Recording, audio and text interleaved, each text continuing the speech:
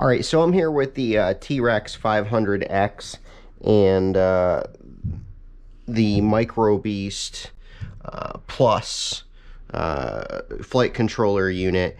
And so, unfortunately, I have had quite a battle with this Microbeast Plus. It's literally taken me 2 months to bind to it. And so, I'll just try to quickly take you through it. I ordered this helicopter about 3 months ago, received it, built it. When I ordered after the helicopter arrived, I gave them a call back and I said, hey, you know, what do I need for a receiver? You know, I have a Spectrum DX9 remote. What do I need for a receiver to go with this Spectrum Microbeast Plus? And so they told me, oh, all you need is 2 satellite receivers, and, you know, you just plug them to the Microbeast and, you know, off you go. So great. I ordered 2 of these satellite receivers, and I built the helicopter, and that was about 2 months ago.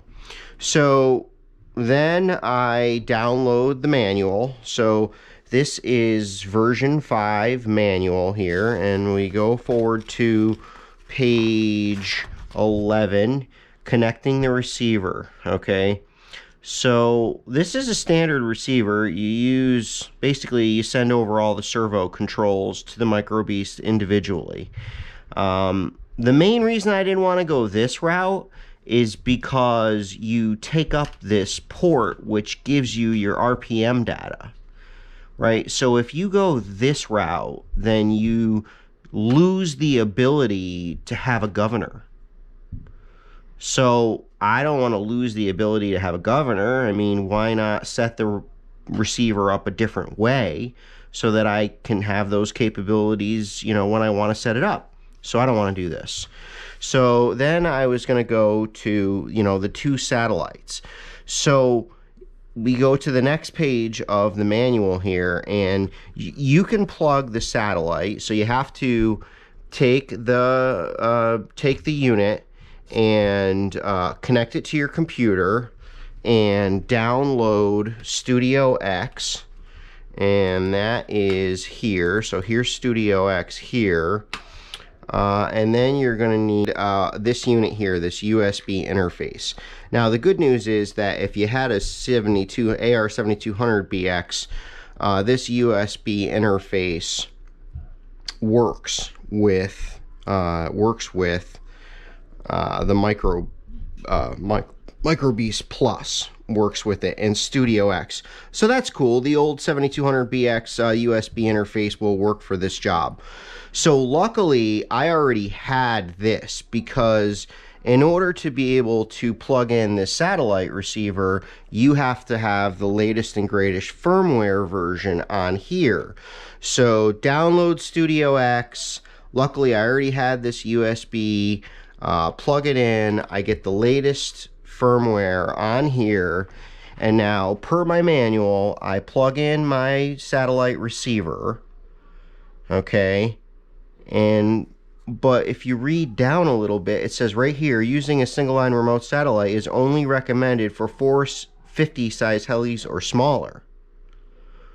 Okay, so that means anything above a 450, you need more than just a satellite. Okay, well, how do I connect my second satellite? This tells you how to connect 1. How do you connect 2? So now, I mean, your satellite receiver connector is this micro 3-pin. So you can't just connect it to a servo input. So you can connect a single line receiver, not an SRXL2, to this aileron channel input right here on the back of the Microbeast. You can connect one of these to that port, or you can connect a single line receiver, and that's what this diagram here is, single line receiver. Just keep in mind, that single line receiver cannot be SRXL2. which that is what this receiver is. The AR66T is SRXL2. That will not work plugged into that port. Okay, and so then, okay, now I've got this one plugged into the side port. After I do the upload, after I do the firmware update, the solution was order this wire here, which is a 3-pin micro connector on the satellite, and then a servo connector so that you can plug into this aileron channel. That does not work. When you plug this into the aileron channel and this is plugged into the side, the motor immediately wants to start to spin. It doesn't work. You cannot plug these two to that. That is wrong. Okay?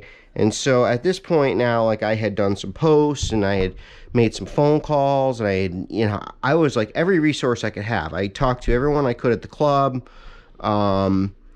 You cannot connect these two receivers to that. It does not work like that.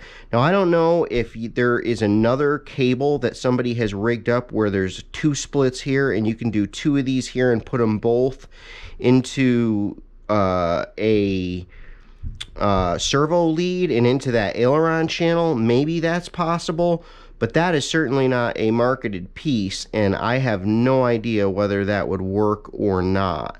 I got my hands on this piece here. I'll clip in a picture. I mean, you can get this right on eBay, right? So now we've gone about a month of trying to bind to this thing with the software and updating it and everything else. The funny thing about the manual is that it says it recommends an SR. Okay, for larger helis, please use an SRXL compatible single line receiver for your radio brand. Okay, so just keep in mind, there's a difference between SRXL and SRXL2. The level of confusion and complexity to all of this is staggering. I mean, how complex they have made all this system. So this is the version 5. This is the version 5 booklet, right? And this is what, you know, I downloaded this about 2 months ago. So now if you go to the website, now nothing about SRXL2 here at all. This is only 2 months old. So it references SRXL and it recommends it, but it doesn't tell how to interface SRXL2. So now if you go to the website, and I'll pull up the website over here, and we'll flip back to this. Here's where it talks about SRXL2 receivers. Okay, SRXL2. Now, the 6610 is like the current receiver that is available and being ordered. It's SRXL2. Okay, great, SRXL2. I get my hands on that receiver. But if we take a look, so now the manual that they released 2 months ago doesn't even cover this stuff, this receiver that they're selling now to connect to this unit. So I get this SRXL2 receiver. Okay, I'm going to need a BXA 76401 converter in order to plug this SRXL2 into this Microbeast Plus. Now, of course, a common theme in all of this stuff, they don't even show in this diagram. Then you're going to connect your satellite receiver to your SRXL2. You know, if I was going to make these diagrams, I would like show a whole setup. Like, here's how you set it up. Receiver to satellite to this wire to this to the, you know what I mean? Like, they just don't show you that. You just kind of have to know some information about every one of these diagrams that's not shown. So if we take a look here, you got the SRXL2 receiver. You send out your SRXL2 signal, it comes out, and then you need this BXA 76401 to go into here, right? Now that's the receiver that is currently pretty much being marketed and sold and available, the AR6610. For added fun, they never imported BXA76401. This is not available. This converter adapter piece is not available. It's they don't.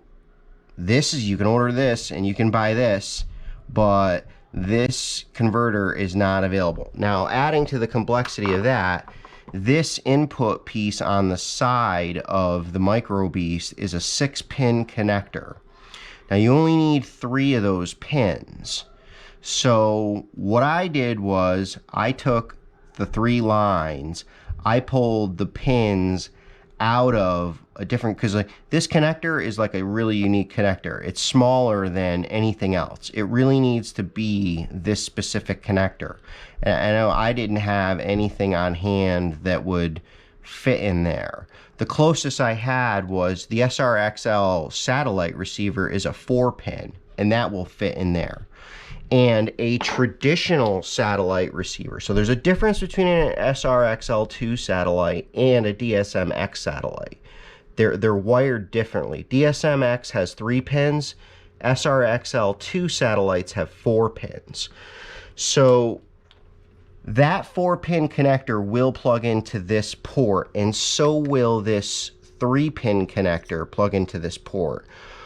But you know, it leaves, you need to use 3 pins that are separated by blanks. So you need the 6-pin connector. The 6-pin connector is the problem. It's really not available. This BXA76401 is really not currently available. Now, I ordered one. It's coming from, I believe, Germany or England. But in the meantime, I kind of thought back to connecting a single satellite to that side port with a 3-pin connector. So what I wound up doing was I took a satellite wire with the 3 pins on it and I cut it in the middle. And you can see here, I took it and I connected both sides to the Microbeast, right? And so that gave me 6 pin. Okay, now I only needed 3. So I removed the other 3 pins I didn't need, and I just have these 3 pins that I need. And I took them and I ran them to a servo extension. Okay, so basically I made this 76401, except instead of being a servo connector on one side, a female port that leads to a 6-pin, it's a female port. 2 of the pins lead to a 3, and 1 pin leads to another 3. And that's what you see over here. Okay, so if you're in this jam and you're trying to connect an SRXL2 receiver to the Microbeast, the way you can do it is to take a satellite wire, cut it in the middle, and then connect both halves right here. Just use the pins that you need. But watch it, because the middle wire on the Microbeast is the side wire on the servo connection side. Okay, these 2 wires switch places when you go from the Microbeast to the SRXL. You know, again, I mean, if you're going to make it confusing, you just make everything confusing. So, I mean, there is a level of consistency here. So the far right wire on the Microbeast goes to the middle wire of the receiver import. Okay, so you take your 2 satellite connectors, remove your 3 pins, you have your 3 wires, run them to a servo, a female servo end. Okay, I guess you could run it to a male and plug it right into the 6610, but I don't know, I guess just in keeping with the diagram and setting it up the way it was designed to be set up, I ran it to a female and then plugged in the male, and then plugged the male to the SRXL2 port on the 6610. Okay, now you've got your SRXL2 satellite 4-pin connector here, runs up through the back of the helicopter and comes around to the other side. So here you have, I forget what this one is, the 40, I can't read it. The 465 IT, okay? So that is the SRXL satellite, okay? So again, just another thing to keep in mind, that is a different satellite than Spectrum's other DSMX satellite. Again, just to refresh, just a reminder, 4-pin connector on SRXL, 3-pin connector on DMX, on DSMX. So you got your 4-pin connector here. Now this all works. If we plug this in, we'll just turn the remote on real quick. I'm going to make sure I've got it in hold, which kind of is double careful because I've been doing all this. I disconnected my motor lead already. That's up. I'll plug in my battery here, and immediately you'll see our SRXL satellite on this side lights up, and our 6610 on this side lights up. Okay, and then in just a second our Microbeast will finish initializing and lock. And there it goes, it's locked, and our controls are all there. So tail, everything is all good. I actually haven't even tested this. I'm gonna go ahead and just do this real quick. It'd be better if you had the blades off, but I don't. So the motor's back connected. I'm throttle's at 0, hold is off, normal mode. Now this motor should just start to kick here in a second. There we go. Okay, perfect. So everything's good to go there, and put hold mode back on. That's the way I did it. You either need BXA 76401, or what you do, I wish I had one separate, but I cut mine in half. Take a DSMX 3-pin connector that is about 6 inches long, a lead, cut the lead in half, and take each half of the 3-pin, cut the little side channel marks off so that they can go in next to each other, and plug one 3-pin in there, one 3-pin in there. And then you need that one, and that one. It's every other wire, okay? And like I said, pay close attention, because the middle pin on the Beast, which is this blue wire here, is going to wind up being the opposite of the ground. So the ground's over here. So the ground's the black wire, and it's on one side. So it stays that way all the way through. It's brown on the other side, but it's black over here. That's a ground, no trick there. That's easy to follow. But this blue wire is on the middle of the Beast, is going to wind up on the outside of your connector over here. Okay, now, I mean, I guess theoretically, this is the way they set it up in here. You could just put a male end here and plug it right into the receiver. I mean, I don't see why that wouldn't work, but definitely, to me, more legwork than I've ever had to do to connect receivers. But it's up and it's running, and I think it's legit. I mean, I have to tell you, I wouldn't, the way I had this working before, when I ordered this lead and I plugged this into this ALE port, and I had it mounted here, I mean, if you're standing over here and you got this satellite over there, I mean, you're got to go through 2 sets of frame and all this stuff and all these things to get to this receiver. I mean, to me, that does not seem legit at all. Like, it seems like, you know, not to mention the fact that these DSMX receivers have these little tiny antennas on them.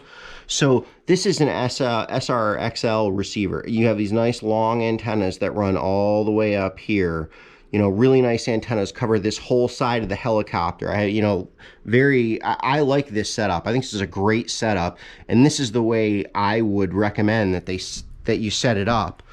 I don't know why this wire wasn't made available. Okay, this is the key to this whole problem, is this 76401. Now this SRXL, this receiver here, the 6610, has two antennas. So what I did was, and they're pretty long, I took one, ran it out, and ran it down the tail boom, and then I took the other one and ran it down along here. So you've got all this antenna coverage on this side of the helicopter, and kind of rolling up into the boom as well. So you're all covered for reception over here, and then you're all covered by the satellite over here. Great. I think this is the way to go. This is the setup to use. It just takes a bit to get there, and it blows my mind that this manual that was just released 2 months ago doesn't cover the scenario. It recommends SRXL. Hey, I didn't realize that that's different than SRXL2 that just came out a month ago. So a lot of really close nomenclature and a lot of rapidly changing software. I believe there's 4 versions of this manual. I don't know if you have 3, like how it works. Like I think if you update, you go to 5. Now 5.2 is out. Obviously 5.2 incorporates some things that this manual doesn't. So that's what I went through to get the receivers connected. But I have to say, now I'm super happy with it. This is all connected. Now I have this BXA 76401 ordered. It's coming from overseas. I couldn't get one in this country at all. It wouldn't come in. So I couldn't find one anywhere. So I've got it coming. If you're gonna, you can easily fabricate this though. All you need is to cut a satellite, a 3-pin DSMX satellite in half. Now, you could definitely take a 4-pin from a SLX2 and cut one of them in half and do 4 and 2, and then you just need to make these ports line up. Use the correct wires. And also, like I mentioned before, pay very close attention, because the middle wire is going to wind up on the outside when you do the connector on the other side. I missed it the first time I set that up. But now it's all set up. It's working, you know, and I feel much more comfortable going out and flying it and getting it a little further from me, or coming around in different directions. You know, I'm never going to have a receiver, you know, on the opposite side of a helicopter from me with my transmitter. All right, so I just want to go over this real quick too. This is the battery sensor, and I just ran it up to the front, and what I did is, this is just something I've been doing, is just strip away a piece of the conduit on the wire, and strip away the conduit on the sensor wire, wrap it around, and then just tape it up. And here's the final setup. So there it is, SRXL2 receiver with satellite, not shown in this latest and greatest document. That's how you wire it up, and that's what will work. That piece right there is really the right way to do it, but you can rig this up pretty easily. Once I figured it out, that took me about 10-15 minutes to make, and it's all good to go, and I'm happy with it. And now it's ready to go out, and the receiver and flight controller are all squared away.